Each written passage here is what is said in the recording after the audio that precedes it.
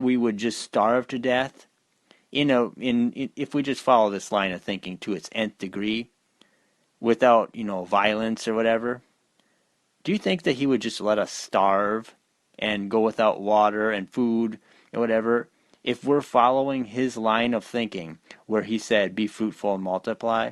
I doubt that. I think that he would actually come back at a certain point in that type of chain of events, and he would make it to where we could live somehow, some way, or he would provide food for us or give us more land or something. But because of the depopulation agenda, man thinks that he has to control that stuff because he doesn't technically want to believe in God, the creator. So that's where the murder comes in, and that's where the human sacrifices of babies comes in, and all the mass, just the most twisted stuff. And that's where the Georgia Guidestones comes in with its keep the human population down to 500 million. That's what it says at the top of it. And it's like, okay, well, that's a very small number compared to what we have on the earth now. So how are you planning on getting to that number from the number that we have now? That means there's going to have to be a lot of deaths. A lot of deaths. Well, now, if I turn to Revelation, there is a lot of deaths in Revelation. In Revelation, the Bible describes a time where no flesh would be left on the earth, if not for Jesus shortening, if not for the time being shortened. So that really describes the depopulation agenda right there. It's a satanic agenda. Because God wouldn't be the one killing people. No, it's the Satan worshippers or satanic agenda. And abortion is right in there. It fits right in there perfectly. I mean, at the end of all these great societies, there's always human sacrifice for some reason. I don't understand how that works, but they build giant pyramids or giant temples to whatever gods, and then they start sacrificing. So it's pretty pathetic, So anyway, I'll just say it this way. When did it become okay for doctors to call a baby, which is a gift from God, a specimen in a lab? So they remove the child's brain to sell. Sounds to me like trafficking of souls. Something out of Revelation. Buying and selling of souls of men. I mean, that sounds like what they mention in Revelation 18 in Babylon, when it lists off the things that are found in Babylon that are sold. So that's kind of creepy if you think about it. But that's just one of the things I think about when I think about abortion. I think about, where does that tie in the Bible, And I think that that's part of what's in Babylon. The trafficking of, baby parts, basically. What would have been a soul, except for it was forfeited by abortion and taken and divided up the body. It's pretty pathetic. But why is it no Republicans or Democrats have been able to stop abortion since it was made legal in the 70s? Because of depopulation, soft kill agenda. That's why. Because they have to keep it going because they believe that there will be an overpopulation. It all really ties. I mean, I have a show on depopulation I did earlier. So you might want to listen to that one when it comes to depopulation, because this really ties to depopulation. These things really tie together closely. And it's really satanic. And that really ties in there closely too, because it's really a satanic thing to kill one of God's creations like that. I mean, doesn't Jesus say that whoever shall harm one of these little ones or whatever, I'm not getting it exactly right, but it says that it's better for him to hang a millstone around his neck and fall into the deepest ocean, basically, than it will be for him on the judgment day. Now that's pretty tough. That's a tough one, man. I would not want to be an abortion clinic doctor. on Judgment Day. Okay, I really would not want to be in their shoes. Hellfire is going to be hot if they don't repent of their sins and turn to Jesus and give up what they're doing. That's going to be a bad day. And that day won't just end. That day will never end. I mean, they will be cast into the lake of fire, because it says hell will be cast into the lake of fire. So if they're in hell and they're cast in the lake of fire, they're done.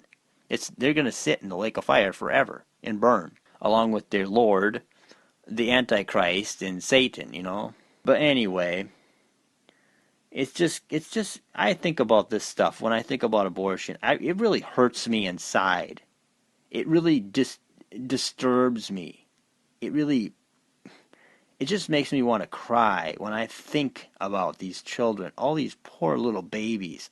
The most innocent thing, because I always think, this might sound weird, but I always think of my wife's sister's kid, I guess my nephew, whatever. Anyway, and I always think of like little Alexia, you know, this little cute little Filipino girl. She's like a little baby. I just consider her like a little baby. And when I was there, she was only like 3 years old, and she was like a cute little baby, you know. And I always think of her for some reason. When I think of abortion, I always think of her like, you know, if she was aborted, that beautiful little baby, you know, that cute little kid, just the sweetest thing. I mean, I can't imagine that kid being hurt. It just would kill me inside. It just hurts me inside to think about that. To think that someone wants that kid, 3 years old. I mean, people have talked about actually murdering children all the way up till they're coming out of the womb. And I've even heard somebody say, I don't know how, this is pretty radical, but that the children should be killed all the way up to age 3, which is pretty far out there, even for me. I've heard some people say that could be a logical thing. I don't know. I don't know where they got their logic from, because they sure didn't get it from the real logic. That's pretty creepy if you're thinking about that. But I always think of Alexia, you know, that little girl I was talking about, whenever I think of abortion. Because I always think, God, how could someone kill something like this? How could somebody kill a beautiful little baby? I mean, it's just, it just breaks my heart to think about that. That somebody would want to do that. But people do. Just like people want to molest little kids. People do. It's just satanic, because it goes against everything that Jesus would say. You know, it's completely against God. And what is completely against him is satanic, as far as I'm concerned. It's completely the opposite. And here's another question. Does anyone go to church on Sunday and hear a pastor stand up and preach a hard message with tears and a sorrowful heart for the loss of aborted babies each week? I don't think so. So that's another thing that I always think about too. Yeah, you'll hear pastors talk about abortion badly sometimes. You know, they'll talk about it personally, whatever, but it's never felt. You know, there's never this hard message like, yeah, and there's abortions out there, and these abortion clinics are doing these horrible things. There's not a pastor standing up there, you know, preaching the real hard, you know, conviction message about abortion. At least I haven't seen one. I'm sure there are some, okay? So I'm not saying all churches are bad. I'm not going down that road. I'm just saying that I always want to hear that. I like a hard message from a pastor. I don't know what it is, but I like a message that makes me feel like, man, I am so guilty of sin. I need to stop sinning. That's what I want. That's what I want in a church. That's my meat and potatoes. I don't care about the music. I don't care about all that stuff. I don't go there for the music. I don't need to be entertained. I can put a CD in, or I can listen to an MP3 anytime I want. But when I go to a church, I want to hear a message that's going to make me want to change. Because everybody I heard in the Bible talking, they preached a hard message, and they made people have to think about that. They had to think about whether or not they have to look back or put their hand on the plow and go forward. They're talking in the Bible about picking up your cross and not looking back. That's a hard message, man. So if anyone ever wants to say that, it's not a pastor's job to preach a hard message, well, ask Jesus why he was preaching such hard messages, telling people to sell everything they got and go with him. That's a hard message. Are you willing to sell your house, everything you have, and just walk out the door and not look back? That's a tough message. Jesus was saying that message. So these pastors should be saying these same messages. That's the type of preaching I like, because it rings true with the Bible. It really rings true with Jesus. And Jesus really convicts. It's hard message what Jesus says. Even for me. Some of the things he says, I'm guilty of. And most times I feel like, my God, I got to stop being so ignorant and just stop.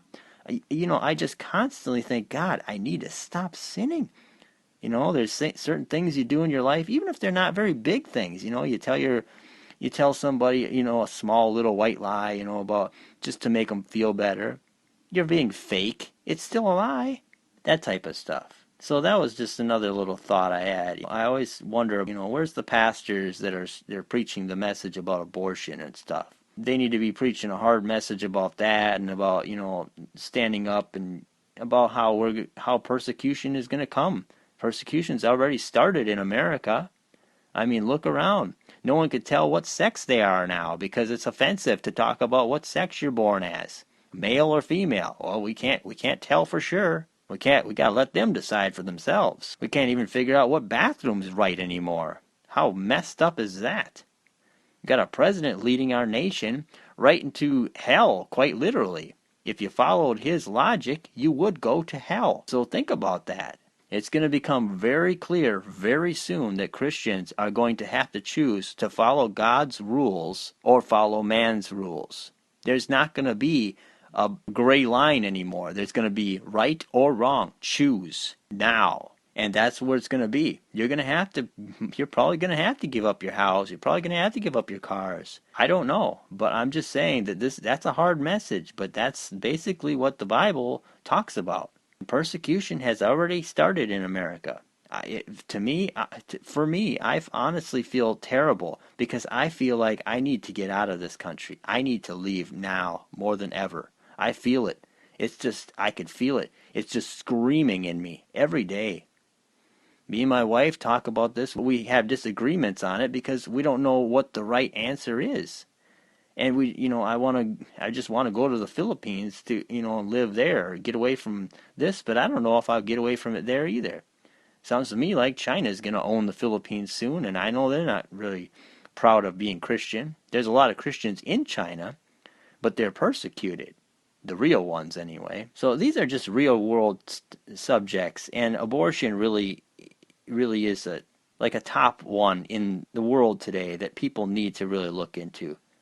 I mean, they really need to stand up against this. This is getting sickening. You can only sacrifice so many children before God gets so sick and tired of it that he just stomps his foot down. And he will be right for doing it. I mean, what righteous God allows little innocent babies in the thousands, into the millions, to be just murdered? If you enjoy this show, please feel free to share it. You can find us on Spreaker, iTunes, and most podcatchers. And if you'd like to support the show, please leave a review on iTunes or Spreaker or wherever you find this show. And for more information on this show, go to the Fringianity Underground podcast Facebook group and like us. Images will be posted there for this show and others as well. Please check Spreaker or wherever you get this podcast every Sunday evening for new episodes. And thank you for listening.